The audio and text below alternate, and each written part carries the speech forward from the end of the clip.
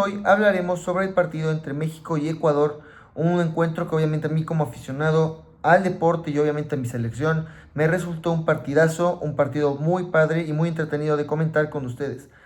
Así que iniciemos hablando de cómo llegaron las elecciones, cómo les fue antes del partido, durante el partido y después del encuentro, que obviamente este partido está muy cargado de todo. Y bueno, iniciemos con el prepartido, donde la selección de Ecuador tuvo ciertas dificultades al ingresar al país y para esto hubo una rueda de prensa donde se calentaron un poco las cosas, donde el entrenador de Ecuador tuvo ciertas declaraciones sobre el país y de sus inconformidades que tuvo. Y esto obviamente un encuentro que ya venía siendo muy caliente por el pique que hubo entre aficionados en redes sociales. Esto lo intensificó un poco más. Después también, por ejemplo, podemos hablar de la tipo serenata que tuvo los jugadores de Ecuador en su hotel de concentración, porque muchos aficionados mexicanos fueron allí, tocaron el claxon, les gritaron, les cantaron, etcétera. Y esto hizo que obviamente tanto los aficionados de Ecuador como la propia federación se quejaran. Esta misma incluso hizo un comunicado ante la FIFA donde consideraba que para ellos estaba esto mal, que era ventaja hacia México y que no debía de pasar, etcétera. Por parte de México todo fue normal, la gente muy emocionada por el partido, en el estadio, en el Ángel, en el Zócalo y en todas partes del país, pues obviamente muy emocionados y muy atentos de lo que pasaría en esta situación.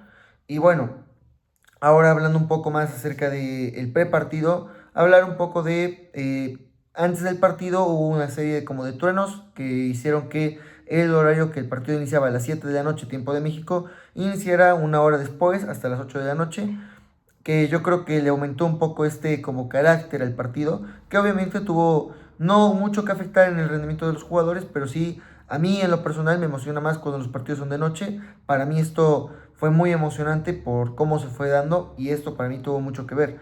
Ahora, hablando como tal, ya incursionándonos hacia cómo fue el partido, pues hablemos un poco de las alineaciones, donde México planteó un 4-3-3, una línea de 4 en la defensa, donde estaba Gallardo como lateral izquierdo, centrales Johan Vázquez y el Cachorro Montes, y como lateral derecho Johan Vázquez, que tuvo una actuación increíble, para mí un muy buen jugador, con ratos donde se veía muy bien y ratos donde a lo mejor no le salían las cosas, pero en general su rendimiento fue excelente. En línea de 3 en el medio campo encontramos a Romo, a Lira y a Mora, estos dos por parte de Lira, un jugador excepcional, yo creo que de lo mejor que tiene la selección desde que inició el torneo hasta el momento, ya que ha demostrado ser un jugador muy confiable en el que México puede depositar toda la confianza del equilibrio del campo. Por parte de Mora, ya hablaremos un poco más a detalle más adelante en el video, pero qué jugador, realmente 17 años de edad y dar una masterclass como la que dio con los pases, con el estilo de juego, con los cambios de velocidad, con las pautas que brindó en el partido, para mí eso es excepcional. Y bueno, en la delantera como extremo derecho teníamos al Piojo Alvarado, que dio una asistencia, un partido bastante bueno. Raúl Jiménez como delantero centro que anotó un gol muy bueno y además tuvo unas ocasiones antes que sin problemas pudo haber terminado en gol, que lo hizo muy bien. Y por supuesto como extremo izquierdo, Quiñones, un jugador excepcional, un jugador que incluso hemos hablado de él varias veces en el canal. Hoy dio una asistencia y un gol, aportó mucho, es un jugador que a mí en lo personal me encanta lo que está haciendo y bueno, un mexicano más. Por parte de Ecuador planteó un 4-4-2, una línea de 4 en la defensa, con Hincapié, con Pancho, con Ordóñez y con Franco.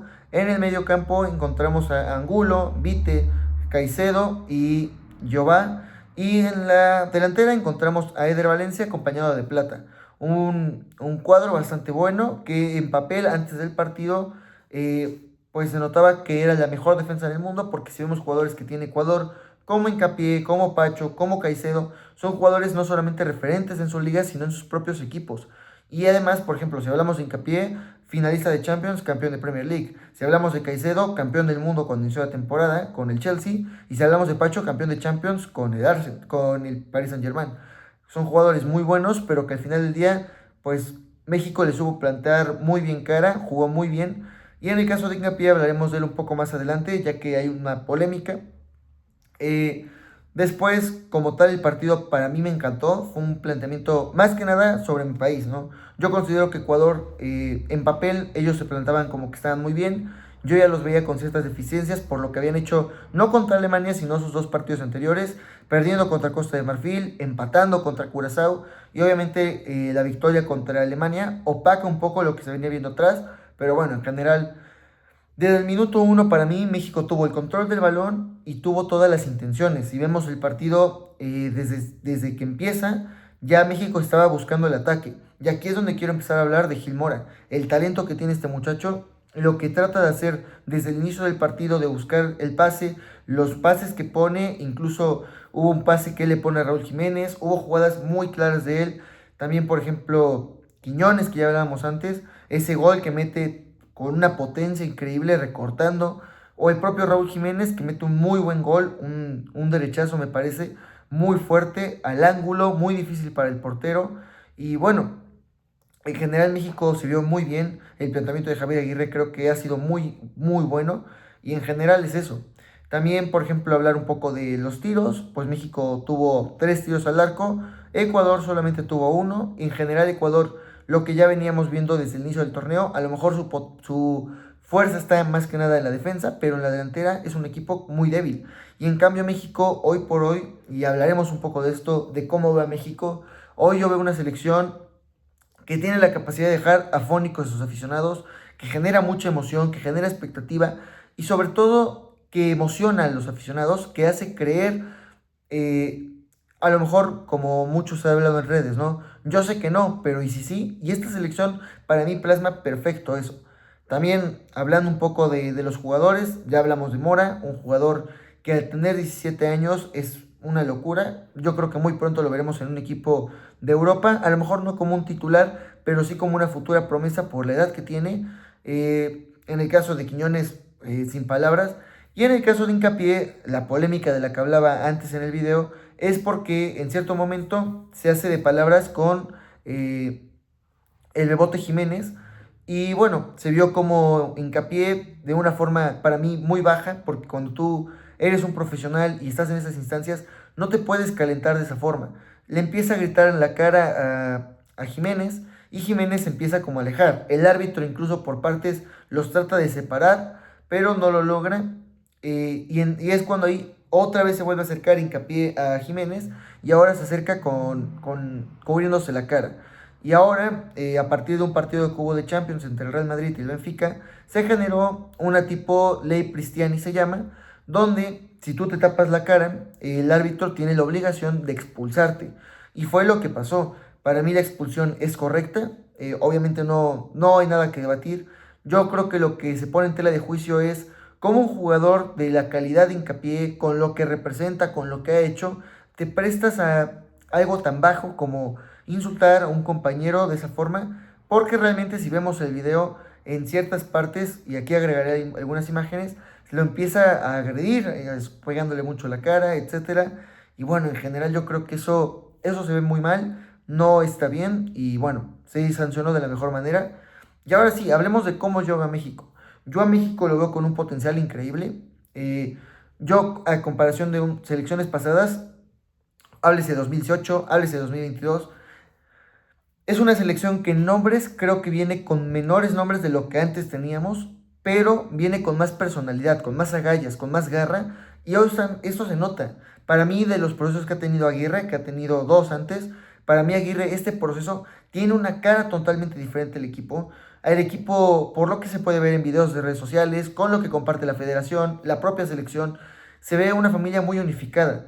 Por ejemplo, declaraba Javier Aguirre previo al partido y después del partido que estaba muy emocionado, que veía muy bien a los aficionados, a los aficionados y a los jugadores. Y hablando de los jugadores, hizo mucho énfasis en decir somos una familia. Y este equipo sí, para mí es una familia.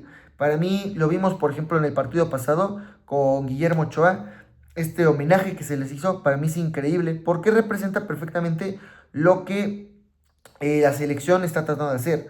Yo por poner un ejemplo, obviamente a sus niveles y a lo que representa cada uno, Messi en 2022, las declaraciones que hacía su equipo, por ejemplo, el Dibu Martínez siempre decía que iba a hacer todo lo posible porque él levantara la Copa del Mundo, porque cumpliera su sueño. Para mí, no solo el Dibu, en general el equipo, De Paul, todos estaban buscando eso para Messi. Para mí ahora la selección mexicana en el partido de Chequia le dio ese momento a Ochoa de líder, de disfruta este momento, y Ochoa respondió para mí muy bien, pone incluso un pase de gol en ese partido, etcétera. Fue un momento, y esto para mí refleja lo que hablo del cuadro de México.